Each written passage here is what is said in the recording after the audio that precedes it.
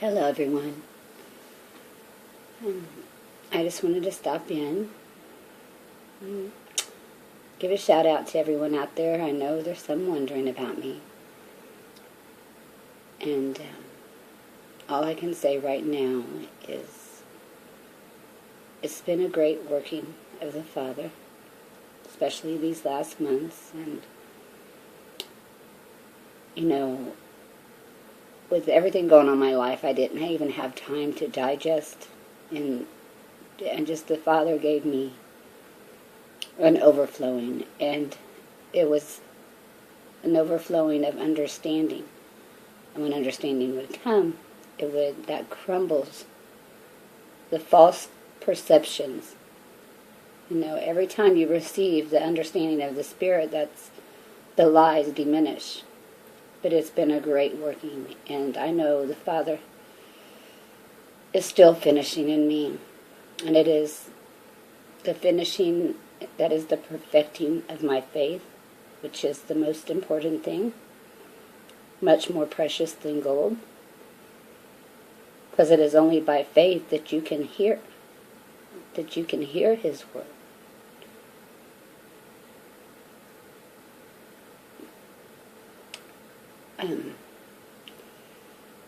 It's a perfecting my faith and my understanding. And I really am not able at this time to put into words, all that I've been through for the Word in these last months, all that has been revealed, and it's just been an experience, and a great experience. And I know the Father will finish these things, and the Father will make me fully ready and able to do His will and to speak His word.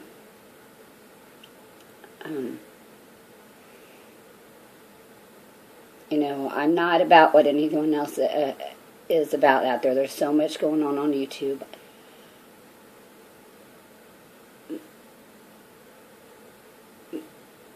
My duty, I guess you could say, and I've always known, is to give hope, to inspire people to turn to the one who is true and turn from the many, many liars, is to help them to have the faith to turn back to the Father. That through my experience and what the Father has done in my life, that they can see, and that my experience might help others out there. Because it's not about what anyone's saying on YouTube. It's about your walk with the Father. It is a trying of faith. And the Father's given me great things, to understand. And He's still finishing these things in me. It is a process. When understanding comes, the lies diminish, but you still have, His Spirit is a consuming fire, consuming all that does not belong to Him.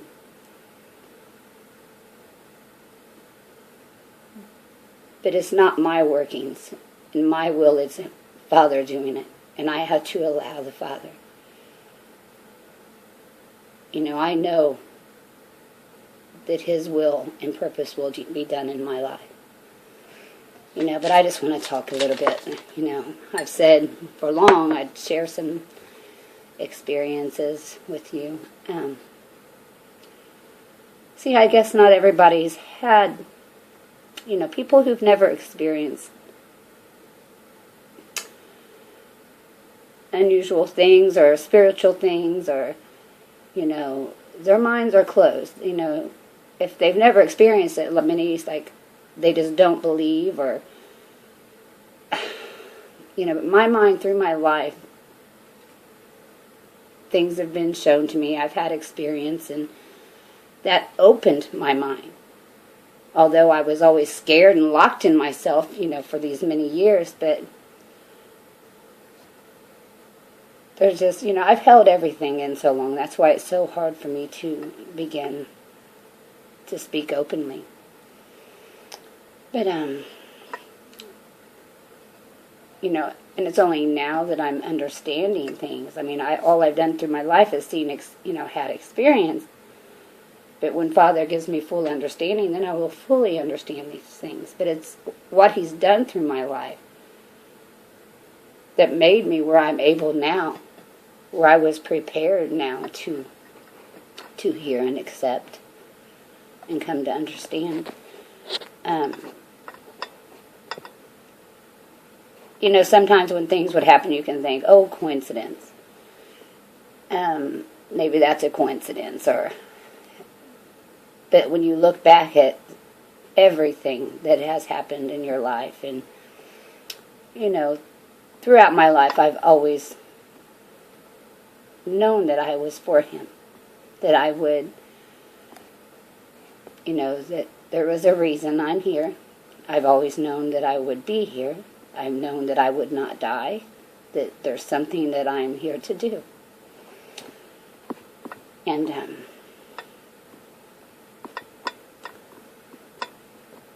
I'm just waiting on full assurance of some things and full understanding. And as I get this assurance and understanding, my faith is strengthened. And, when I come in the fullness of faith and fullness of spirit and fullness of understanding, that will be the Father's work. That will, I'll leave that to the Father. I am not perfect in any way. The Father has a plan, a will, a purpose, and it will be done. And nothing that anyone says out there can change or annul or stop what the Father's plan is. And there's not too many I've found that truly know the Father, and there's many false teachers. But what I want to, let me see, what could some of the things that, I've had the dreams, I've had, trying to think where to start. And I'm probably late for work. I hope it's not 4 yet, but I know it probably is. But,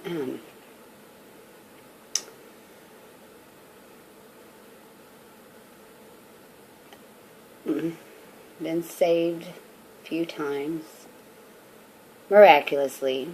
Just little things. I'll start with the little one. And these are just little workings that,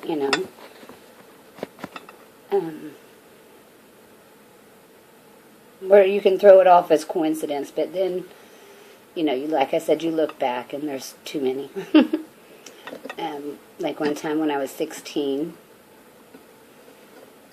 my mother and I had just got ready for, I think it was my Uncle Mark's wedding, and we lived in a townhouse, and our back patio, we never went out the back patio, so we never even thought to try to go out that, because we always had a bar on the back patio door.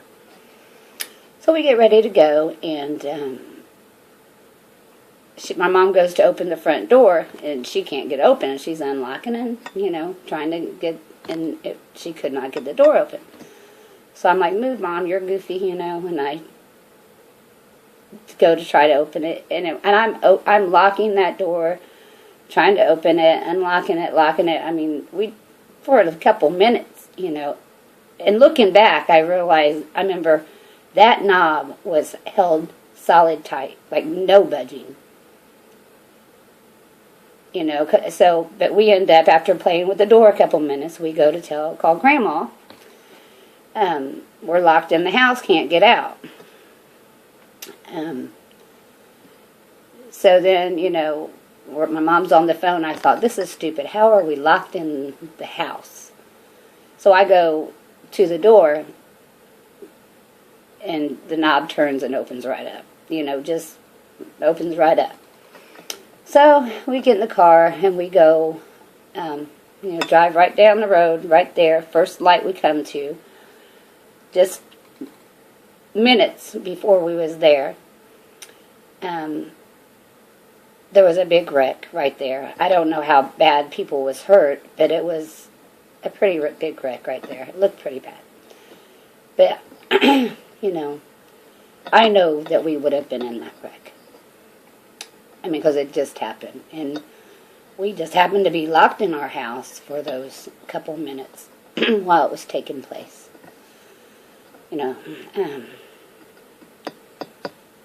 So, and you throw them off as coincidence. Like I said, you could say coincidence, however, the door was locked. Never did it before, never did it after. But looking back, I mean, it was solid. Whether I don't understand everything spiritual, I've seen other things here, within a couple years ago, which I'm still, like I've told some of you, that I don't know who that was that I saw. And I don't understand if guardian angels are this is some of the reason why I don't speak. I feel like I need to understand everything. But to give you the milk of the gospel, of His Word, I don't have to understand everything. But the Father is good. That's what you need to understand. And His purpose was good. And for love. And man has just corrupted. But we're not going into that right now. So, but I know that knob, I mean, it, looking back, it was held solid, like no movement in that knob. So that's one time. And then here's another one. I was pregnant with my second son. And I was like 6 months pregnant with Ben. I had just driven with my son Nick, who was like 4, in the little 4x4 Ranger truck. And I just driven from West Virginia back here to Indianapolis. And my son was a mama's boy. He did not know my family, hardly ever met my family. I mean, maybe my grandma. He didn't even see my grandma a whole lot before we moved to West Virginia. When he was, like, I guess 3, we moved to West Virginia. But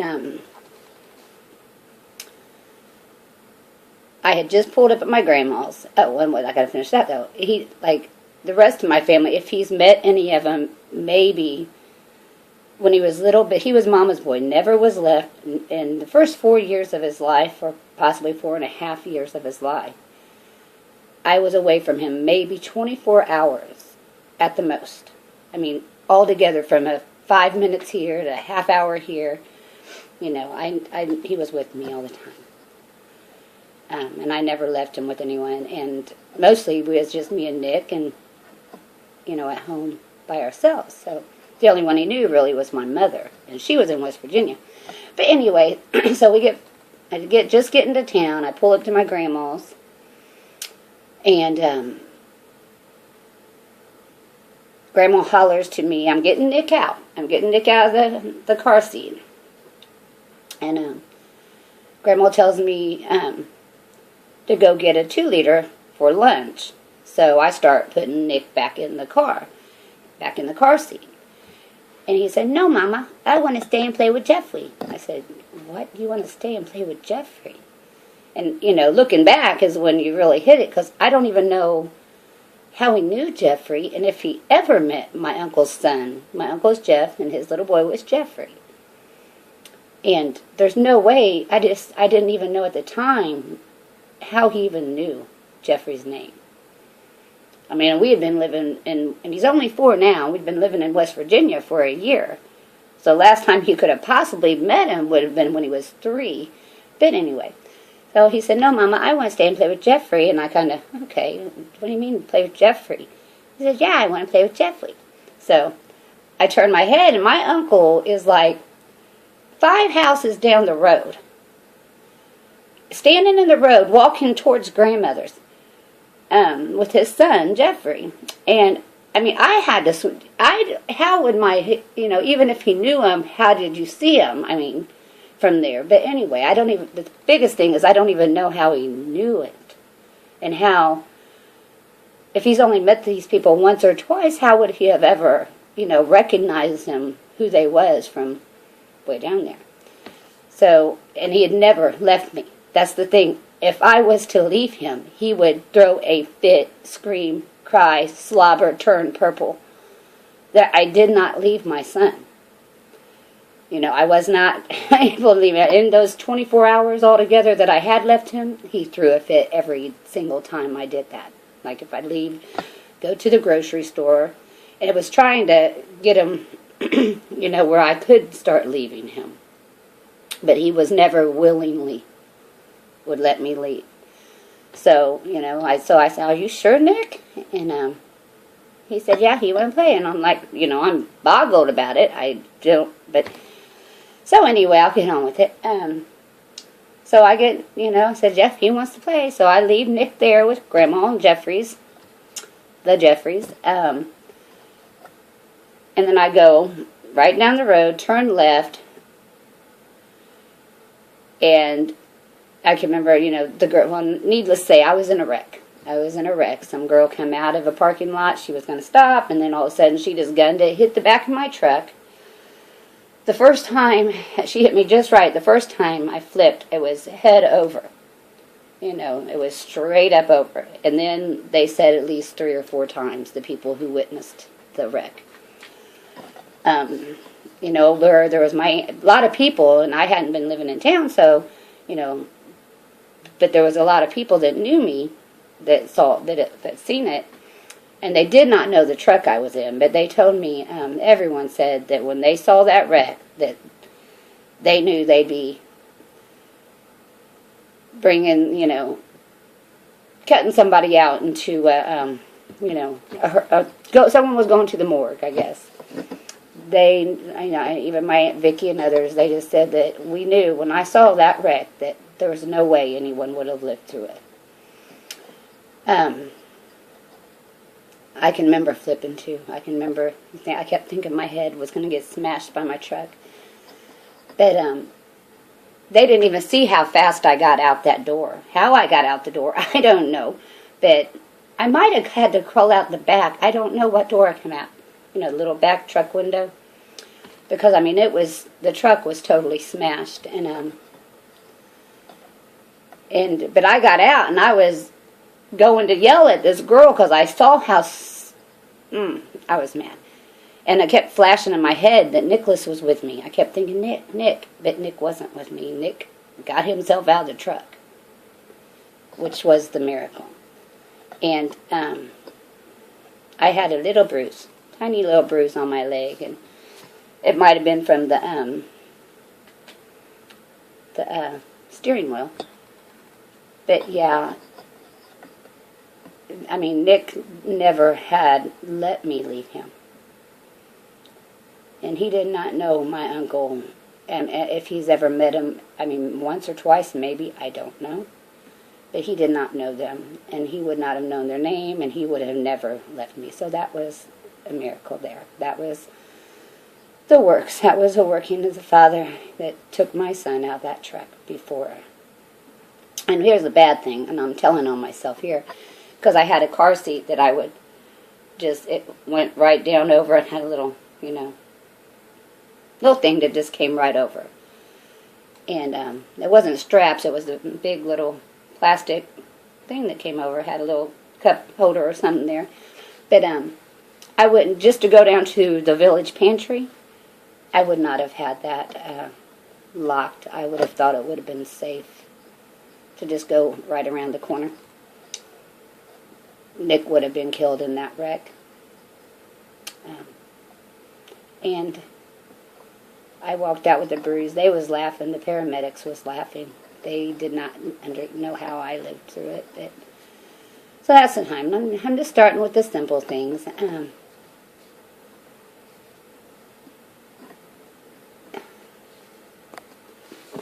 You know what? I don't know what time it is, so I should probably get to work. But there's a lot. There's more. I just wanted, those are just a couple. That's the workings of the Spirit that you have to recognize in your life. You know. But I have other things I want to share. I've seen things that I still don't understand. I've told you of, which maybe it's time for me to retell this in full, because there was another thing that happened after I was taken that night onto a ship. But after it was over and I was awake because I couldn't sleep, there was another thing that happened to me. It had to do with a shadow, something over my head. There was something fluttering over my head, casting a shadow, but when I look up, there was nothing there. And another time I'll tell you which was days after that experience, I woke up with felt like someone had stuck a big needle into my knee, the bone. It was very painful. I was woken up that way. And those are some of the experiences I had. I was afraid to sleep for a while after that. After I felt that pain. Oh, and then there's been times where, there's the time that God is who I called out to. God was the word that I used when I called out on my bed.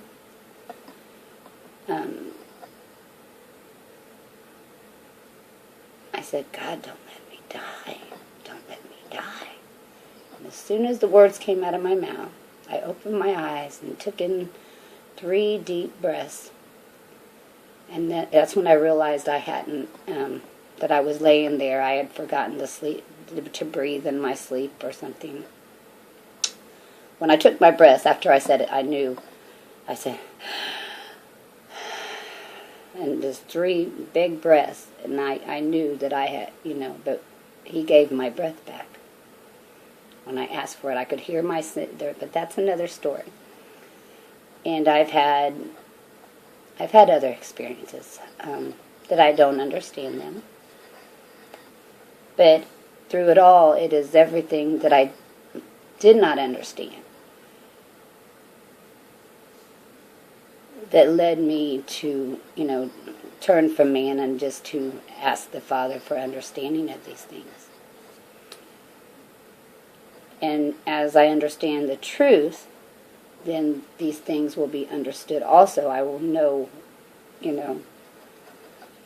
I hope I haven't kept you too long, and I do hope to be back soon.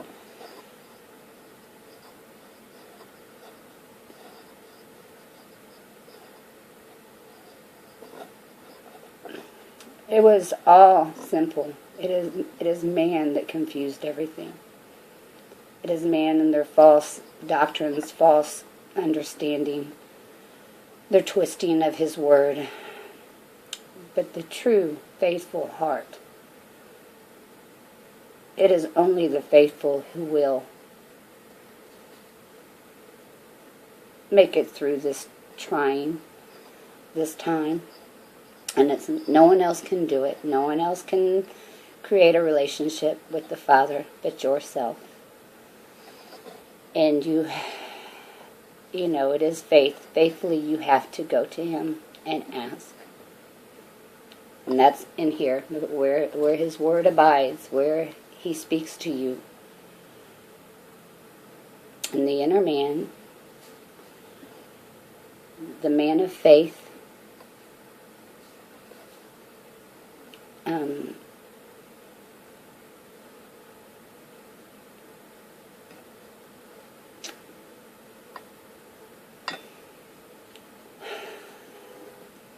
just stop looking to everyone else to give you the answer and look to the Father.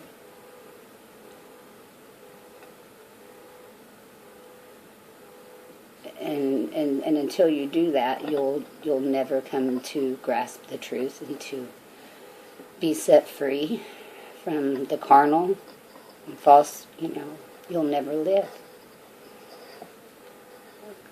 Because man cannot live by bread alone. And without his word, you truly are not living. You are dwelling, but the life is in his word. And only the faithful can hear it. So I hope to be back soon. Much love to you. Trust the Father. Find your peace with him in his word. Blessings to you.